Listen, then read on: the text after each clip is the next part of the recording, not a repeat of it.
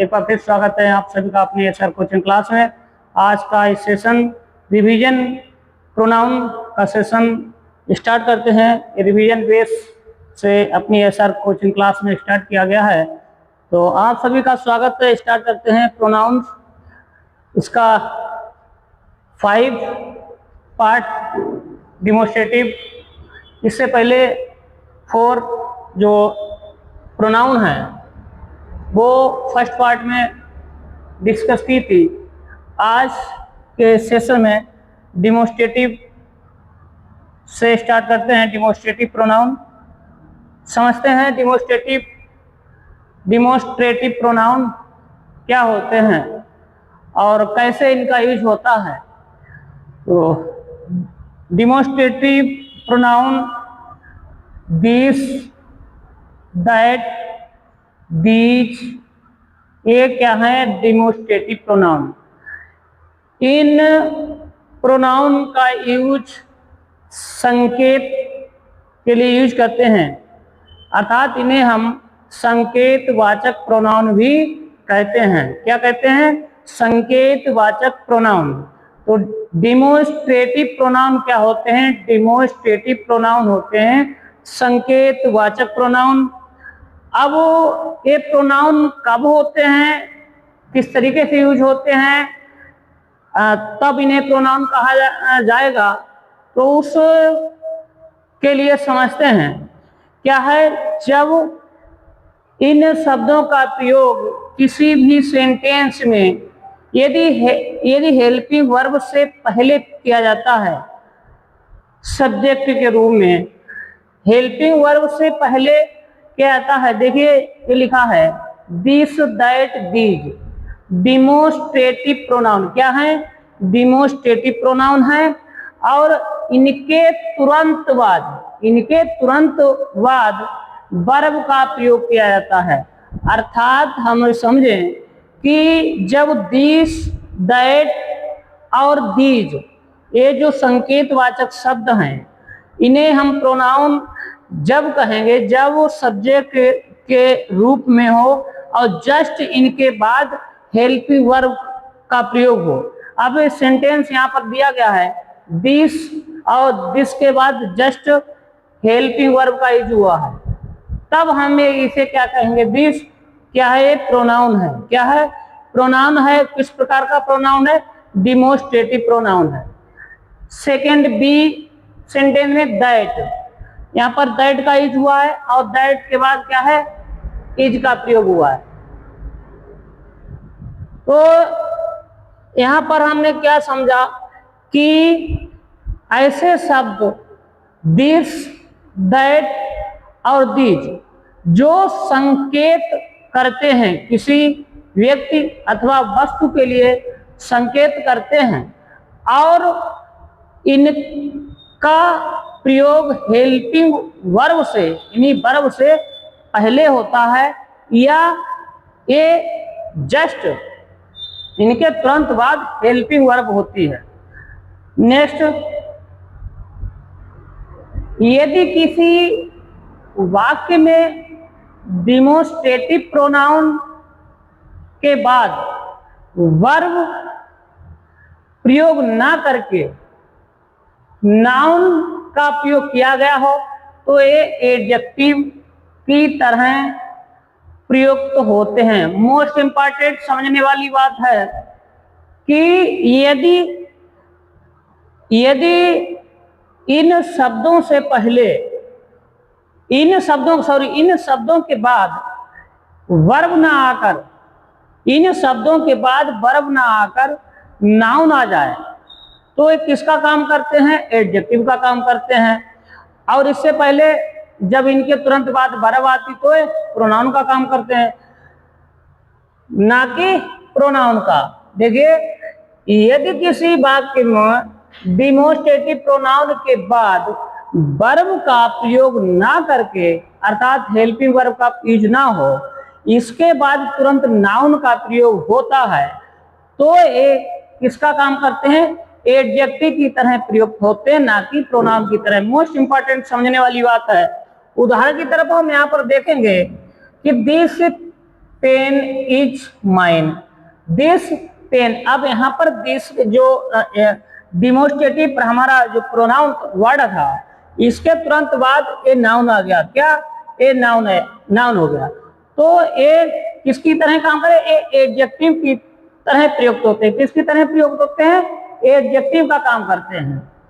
फिर समझने वाली बात है कि यदि संकेतवाचक शब्द दिस, दैट, दीज, यदि इनके जस्ट बाद वर्ब आती हो तो ये प्रोनाउन का काम करते हैं। यदि इनके बाद जस्ट नाउन आ जाता है तो ये क्या काम करते हैं, एडजेक्टिव का काम करते हैं। एडजेक्टिव की तरह ये प्रयोग होते हैं, एडजेक्टिव की तरह प्रयोग होते हैं, ना कि प्रोनाउन की तरह। दैट, दैट के बाद ये नाउन आ गया बुक। दीज, दीज के बाद ये बुक क्या है, नाउन है। इन वाक्यों में दिस, दैट, दीज का प्रयोग किसकी तरह हुआ है, एडजेक्टिव की तरह है। किसकी तरह हुआ है, एडजेक्टिव की तरह। आशा करते हैं कि ये आपका डाउट क्लियर हुआ होगा और अच्छी तरीके से आप समझे होंगे। Next, indefinite pronoun. Indefinite pronoun कौन कौन से होते हैं, समझने वाली बात है। किसी निश्चित वस्तु या व्यक्ति को प्रकट नहीं करते हैं। क्या इंडेफिनिट प्रोनाउन कौन से होते हैं, जो निश्चित व्यक्ति अथवा वस्तु को प्रकट नहीं करते हैं। ऐसे प्रोनाउन कौन कौन से हैं, सम है, वन है, समवन है, आल है, ए फ्यू है, अदर्स है, नो वन है, नोबडी है, एनीवन इत्यादि। ये सभी क्या है, ये इंडेफिनिट प्रोनाउन कहलाते हैं। ये किसी निश्चित वस्तु अथवा व्यक्ति के लिए प्रकट नहीं करते हैं। ऐसे प्रोनाउन हम क्या कहते हैं, इंडेफिनिट प्रोनाउन कहलाते हैं। और इंडेफिनिट प्रोनाउन कौन कौन से हैं, आप देख रहे हैं सामने क्या है, सम है, वन है, someone, all, a few, others, one, no one, nobody, anyone, ये सभी क्या हैं, इंडेफिनिट प्रोनाउन कहलाते हैं। A pronoun that refer to person or things in general way, not in a definite way, is called indefinite pronoun. देखते हैं, some have joined the party, कुछ लोगों ने जो है पार्टी ज्वाइन कर चुके हैं। ऑल वेंट टू जयपुर, सभी लोग जयपुर गए हैं। तो ये क्या है, किसी हमने दो वर्डों से देखा, आल और सम से, ये समझा कि किसी जो सम है या आल है, किसी विशेष व्यक्ति अथवा वस्तु के लिए संकेत नहीं कर रहा है। Next sentence, A strict diet appropriate for only a few, do good to others, someone has stolen my watch, one should mind one's own business, one must avail oneself of every good opportunity, some passengers are injured. तो यहाँ पर जो भी sentence यहाँ पर प्रदर्शित हो रहे हैं आपको, तो इन सेंटेंसों में ऐसा आपको लग रहा होगा कि ये जो भी वर्ड हैं, समवन है और वन है, ये किसी विशेष व्यक्ति के लिए प्रकट नहीं हुए हैं। तो एक किसका काम कर रहे हैं, इंडेफिनिट प्रोनाउन का काम करते हैं। नेक्स्ट, वन का प्रयोग नॉमिनेटिव, जो भी नॉमिनेटिव, रिफ्लेक्सिव एवं पॉसेसिव तीनों केस में, अपने तीनों केस में होता है। क्या वन का प्रयोग क्या है, वन का प्रयोग नॉमिनेटिव, रिफ्लेक्सिव एवं पॉसेसिव तीनों केस में अपने रूप में वन किस में होता है, वन होता है नॉमिनेटिव, वन सेल्फ, रिफ्लेक्सिव और वंस पॉसेसिव केस क्या है, फिर यहाँ पे वन का इज किसमें होता है, नॉमिनेटिव, इसमें नॉमिनेटिव, और वन सेल्फ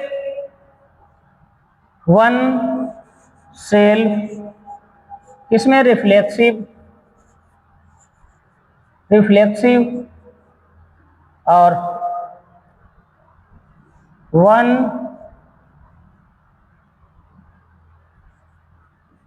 पोसेसिव।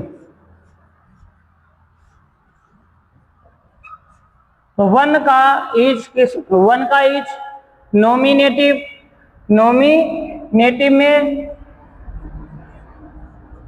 और वन सेल्फ रिफ्लेक्सिव प्रोनाउन, और वंस का पोसेसिव केस में। तो ए वन का ही जो हुआ है, वन के साथ हिज का प्रयोग जो है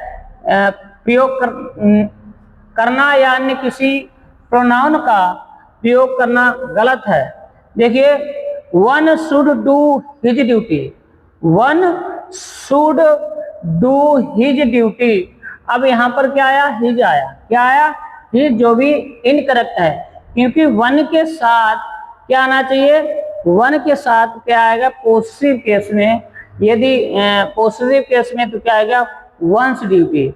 यहाँ पर अपने अधिकार की बात की जाए, जहाँ पर अधिकार की बात की जाए, अधिकारवाचक जहाँ पर सर्वनाम है, तो वहां पर वन का क्या होगा, वंस होगा। जहां पर रिफ्लेक्स, जहां पर संबंध की बात की जाए, वहां पर क्या होगा, वन सेल्फ होगा। तो ये इसमें हम समझे। Next, interrogative pronoun. Interrogative pronoun कौन कौन से होते हैं, हु, हुम, हुज, व्हिच, व्हाट, कौन कौन से हैं इंट्रोगेटिव प्रोनाउन, हु, हुम, हुज, व्हिच और व्हाट। ये क्या है, ये सभी इंट्रोगेटिव प्रोनाउन हैं। इनका प्रयोग कब होता है, प्रश्न पूछने हेतु किया जाता है। Interrogative pronoun are used for making queries और asking question. Look at the following sentence, what is that, who is he, which is your pen, whose bag is this, whom do you want to talk, what is your name। क्या है, what is that, ये क्या है, who is he, वह कौन है, which is your pen, किसका, which is your pen, ये पेन आपका है। whose bag is this, यह किसका बैग है। Whom do you want to talk, whom do you want to talk। तो इस व्हाट इज योर नेम, तो ये क्या, ये जो अंडरलाइन वर्ड है, ये क्या है, ये सभी प्रोनाउन हैं। क्या है, सभी प्रोनाउन हैं। उपरोक्त वाक्यों में प्रयोग किए गए सभी अंडरलाइन वर्ड इंट्रोगेटिव प्रोनाउन हैं।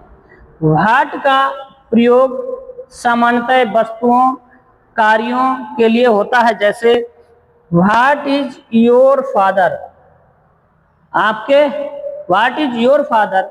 अब यहाँ पर आपके पिता क्या है, क्या है, आपके पिता क्या है। यहाँ पर क्या हुआ, प्रश्न पूछा गया है, क्या पूछा गया, प्रश्न पूछा गया है कि व्हाट इज योर फादर, आपके पिता क्या है। तो फादर का व्यवसाय, फादर का व्यवसाय के बारे में बात हुई कि आपका जो है पिता का जो व्यवसाय क्या है। व्हाट इज योर नेम, आपका क्या नाम है। तो यहाँ पर ये वर्ड हैं, ये शब्द हैं, इन शब्दों का जो प्रयोग हुआ है प्रश्न पूछने के लिए यूज हुआ है, और ये सभी क्या हैं, प्रोनाउन हैं। नेक्स्ट आगे देखते हैं, हु और हुज और हुम। हु, हुज और हुम का प्रयोग किसके लिए होता है, व्यक्तियों के लिए होता है। किसके लिए, व्यक्तियों के लिए। आई, हु का प्रयोग नॉमिनेटिव, सॉरी, हु का प्रयोग नॉमिनेटिव केस में, हु का प्रयोग जो नॉमिनेटिव होता है उसमें, और हुज का प्रयोग किसमें होता है? हुज का प्रयोग पोसेसिव केस या अर्थात अधिकारवाचक। हुम का प्रयोग किसमें? ऑब्जेक्टिव केस में होता है। क्या फिर समझना है कि जो हु होता है वो नॉमिनेटिव केस में होता है, यानी सब्जेक्ट के रूप में, कर्ता के रूप में। हुज का प्रयोग पोसेसिव केस में एवं हुम का प्रयोग ऑब्जेक्टिव केस में किया जाता है। What is this? ये क्या है? हु इज ही? वह कौन है?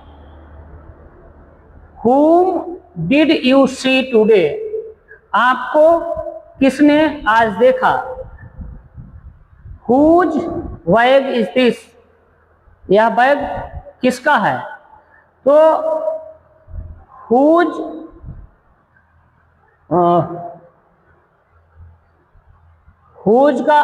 का प्रयोग किसके? पोसेसिव केस में। किसका? पोसेसिव केस में, मतलब अधिकारवाचक। किसमें? अधिकारवाचक। अब यहाँ पर देखिए अधिकार की बात हो रही है। क्या? अधिकार की बात हो रही है। अब होम का प्रयोग ऑब्जेक्टिव केस में हुआ है, हु का प्रयोग नॉमिनेटिव केस में हुआ है। नेक्स्ट, डिस्ट्रीब्यूटिव प्रोनाउन कौन कौन से हैं? ईच है, एवरीवन है, ईदर है एवं नीदर। ये क्या है? Distributive pronoun. क्या है? Distributive pronoun. Each, everyone, either एवं नीदर। ईच, एवरीवन, ईदर एवं नीदर, ये क्या है? सभी डिस्ट्रीब्यूटिव प्रोनाउन है। ये प्रोनाउन एक व्यक्ति अथवा वस्तु वन एट ए टाइम को व्यक्त करते हैं, अतः ये सिंगुलर होते हैं। कैसे होते हैं? ये सभी सिंगुलर होते हैं। ये सभी सिंगुलर होते हैं। मोस्ट इंपॉर्टेंट यहाँ पर पॉइंट है कि ये क्या होते हैं? सभी सिंगुलर होते हैं। इनके साथ हमेशा कैसी वर्ब आती है? सिंगुलर। मोस्ट इंपॉर्टेंट है, इनके साथ हमेशा कैसी वर्ब आती है? सिंगुलर। ये टीटी के लिए मोस्ट इंपॉर्टेंट है, यहाँ पर से है। एवं इनके साथ हमेशा क्या होगा? सिंगुलर वर्ब का प्रयोग होता है। Each of the student gets a prize. Each of students gets a prize. Each got his turn. Either of two will win the race. Neither of those two students can secure first position. Every one of the students was happy. Each of the two students received a medal.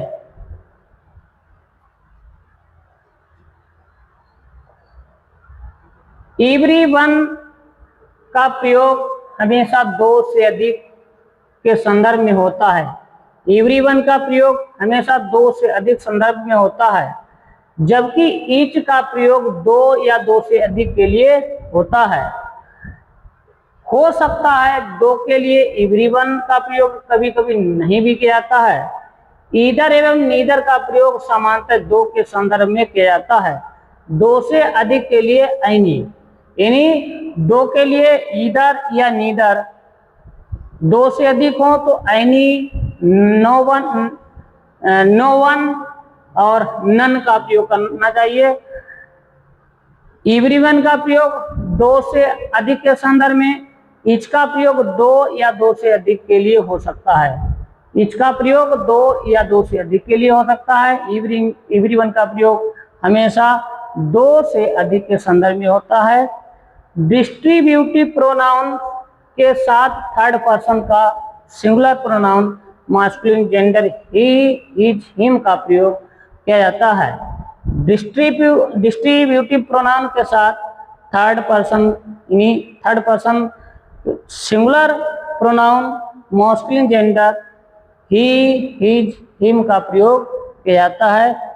जैसे everyone should obey his parents, everyone should obey his parents.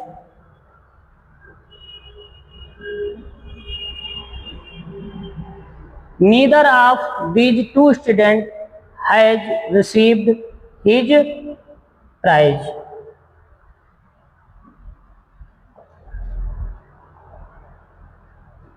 यदि वाक्य में distributive pronoun के बाद feminine gender के noun का प्रयोग हुआ है तो हर प्रोनाउन का प्रयोग करना आवश्यक है।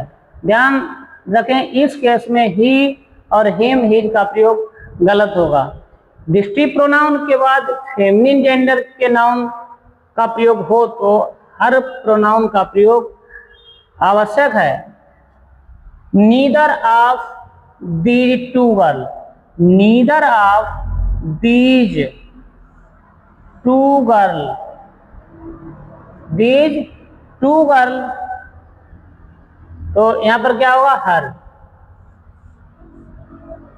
Either of two girls, two girls क्या होगा? Her. Each of the girls, her pockets. Every one of women, women her own. तो क्या है कि जब डिस्ट्रीब्यूटिव प्रोनाउन के बाद क्या आएगा?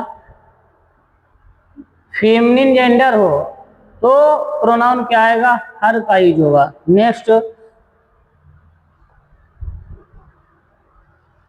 फेमिनिन नाउन की जगह plural pronouns as them you का प्रयोग हुआ हो तो सिंगुलर मास्कुलिन जेंडर प्रोनाउन का प्रयोग किया जाता है। क्या होगा?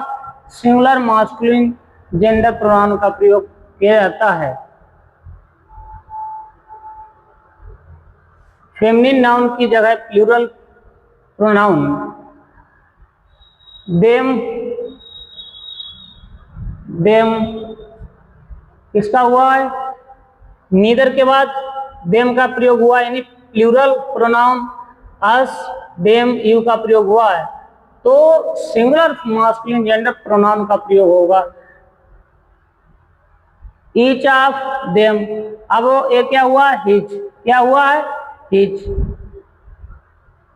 समझना है कि नीदर ऑफ के बाद यदि अस देम यू यानी प्लूरल प्रोनाउन का प्रयोग हो तो फेमिनिन नाउन्स की जगह क्या होगा? सिंगुलर मास्कुलिन जेंडर प्रोनाउन का प्रयोग होगा, अर्थात हिज, हिज। ध्यान रखने वाली बात है। Next,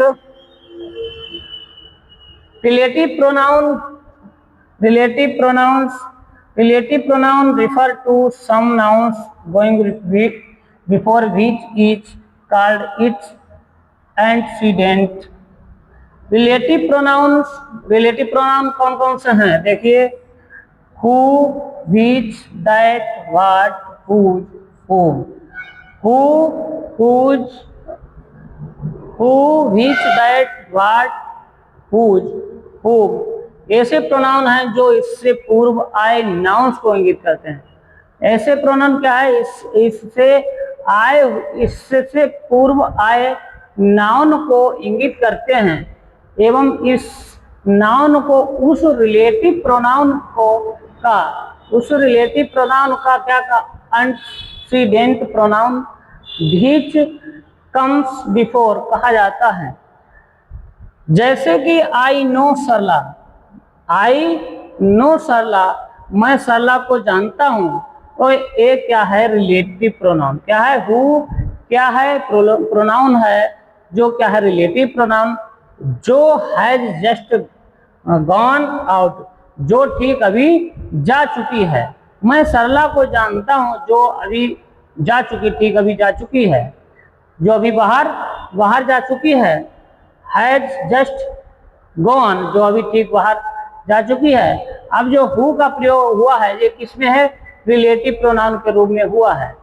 I have found the bag, मैंने बैग जो पाया है या मैंने बैग जो मिला है। व्हिच आई लॉस्ट यस्टरडे, जिसे मैंने जिसे मैंने कल खोया था। अब विच क्या है, ये भी रिलेटिव प्रोनाउन है। जो बैग, किसकी, बैग जो नाउन है उसके बाद आया, अर्थात इससे पूर्व नाउन को इंगित करता है। यहाँ पर हु से पहले सरला क्या है, नाउन है। This is the magazine that she gave me. This means यह इज द मैगजीन, यह पत्रिका है। दैट जो शी गेव मी, जो उसने मुझे दी, या वही यह पत्रिका है जो उसने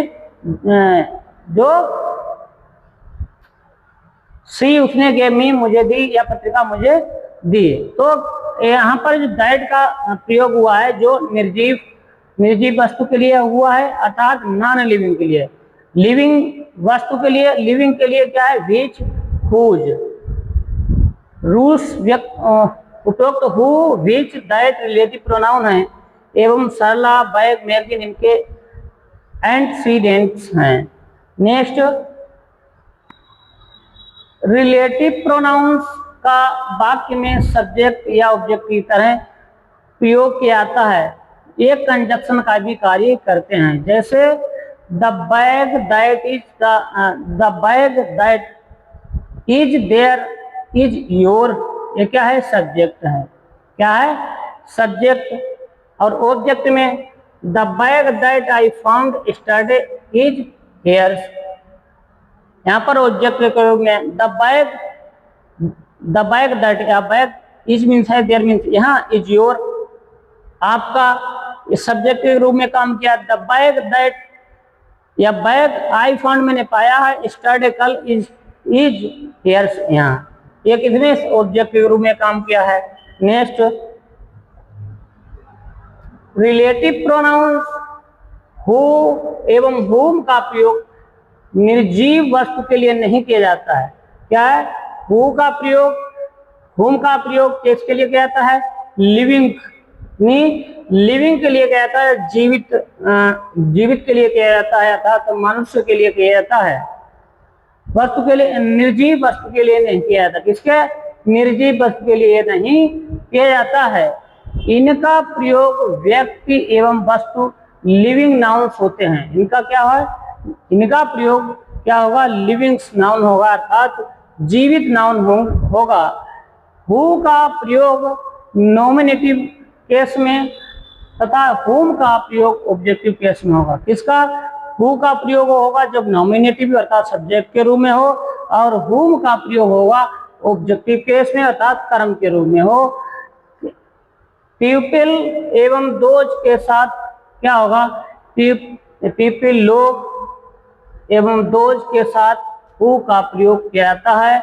जैसे आई लाइक द बॉय, मैं लड़के को पसंद करता हूँ। हु इज जो हेल्प, मदद करता है, द पुअर गरीबों की।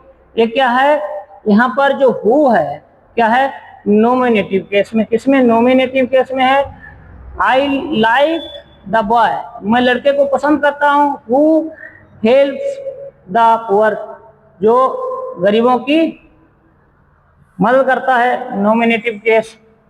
दिस इज द गर्ल, यह लड़की है।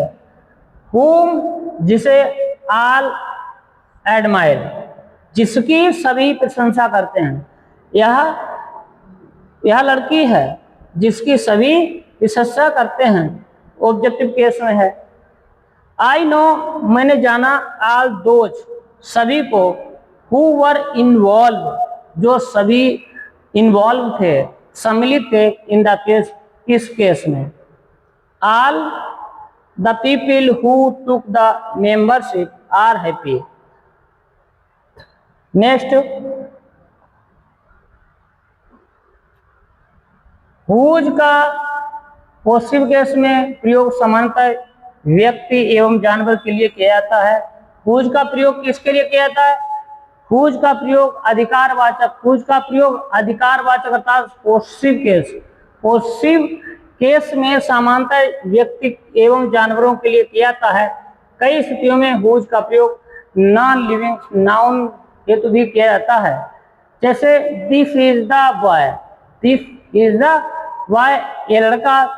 हुज जो पेरेंट्स माता पिता जिसके माता पिता हैव डाइड, ये लड़का जिसके माता पिता मर चुके हैं।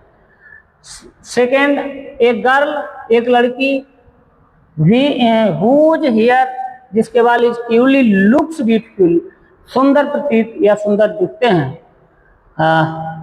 द सन सूरज, हुज रेज जो रेज किरणें गिफ्ट देता है, अस जिसकी किरणें क्या है, जिसकी किरणें गिफ्ट देती हैं, अस लाइट हमको प्रकाश देती हैं, इज अडर्ट लाइक गॉड भगवान की तरह।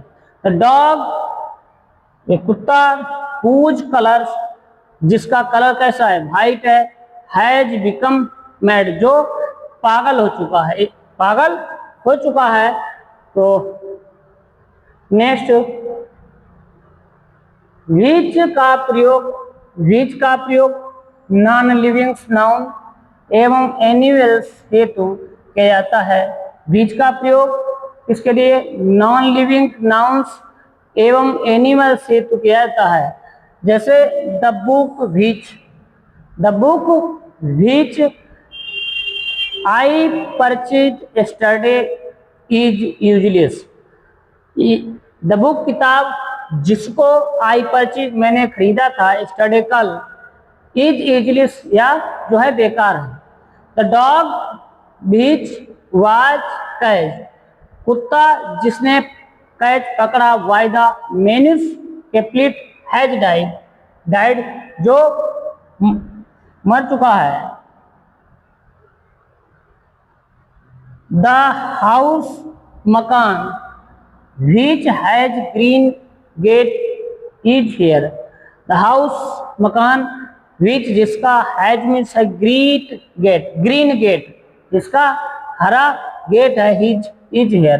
तो क्या है, विच का प्रयोग यहाँ पर किसके लिए हुआ है, नॉन लिविंग जानवरों के लिए हुआ है, और नॉन लिविंग्स यानी बुक के लिए हुआ है, और हाउस के लिए हुआ है, ध्यान रखना है। नेक्स्ट,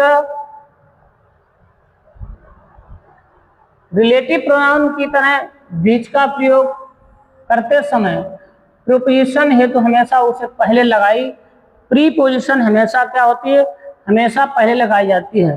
ध्यान रखना है, रिलेटिव प्रोनाउन की तरह जब बीच का प्रयोग करते समय प्रीपोजिशन हमेशा उससे पहले लगाई जाती है। जैसे जब हम बीच का प्रयोग रिलेटिव प्रोनाउन की तरह करते हैं तो प्रीपोजिशन अबाउट इसे से क्या कहते हैं, पहले लगाई जाती है।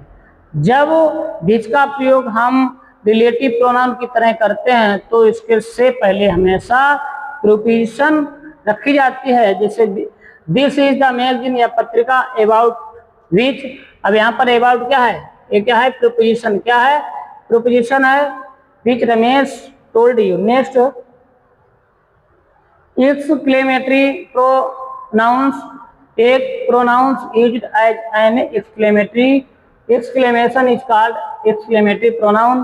What you don't know Sonia Gandhi, what क्या आप सोनिया गांधी को नहीं जानते हो। व्हाट क्या यू लॉस्ट द चेन, तो उपरोक्त वाक्य में क्या है, व्हाट क्या है, एक्सक्लेमेटरी से प्रोनाउन है, क्या है, एक्सक्लेमेटरी प्रोनाउन है। तो आज के सेशन में जो शेष प्रोनाउन बचे हुए थे आज के सेशन हमने किए। नेक्स्ट सेशन में प्रोनाउन से संबंधित ऑप्शन सेंटेंस को कवर करेंगे, समझेंगे, जो भी डाउट हैं रह जाते हैं वो आप सेंटेंस में क्लियर करेंगे। तो आप जुड़े रहिए हमारे साथ, मिलते हैं नेक्स्ट सेशन में, तब तक के लिए जय हिंद जय भारत।